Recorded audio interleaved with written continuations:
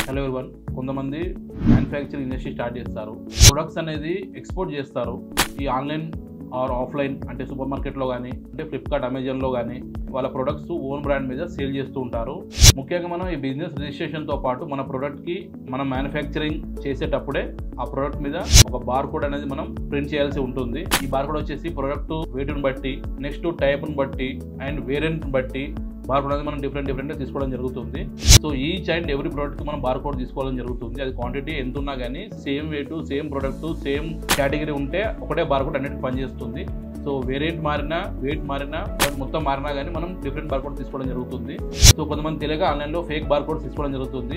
ఈ fake bar కోడ్లు తీసుకోవడం వల్ల GS1 నుంచి కానీ వేరే ఇతర ప్లాట్ఫామ్ నుంచి కానీ కస్టమర్కి నోటీసులు అనేది రావడం జరుగుతుంది.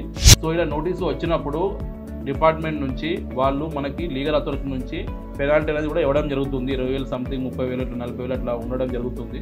సో మనకి తక్కువలో వచ్చేస్తుందని చెప్పి బార్ కూడా మనం తీసేసుకొని మన ప్రోడక్ట్ మనం వేసేసుకొని మ్యానుఫ్యాక్చరింగ్ చేసి ట్రేడింగ్ చేసేస్తే ఫ్యూచర్లో మనకి నోటీస్ రావడం జరుగుతుంది.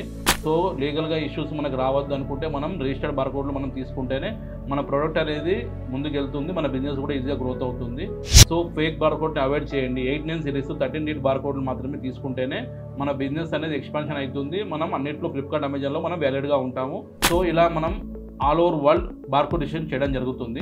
సో మేము ఎక్స్ప్లెయిన్ చేసిన ఈ బార్ కోడ్ రిజిస్ట్రేషన్ మీకు రిక్వైర్మెంట్ ఉంటే కింద కాల్ చేయండి. మ్యాక్స్ ద్వారా పూర్తి తెలుసుకోండి. Thank you.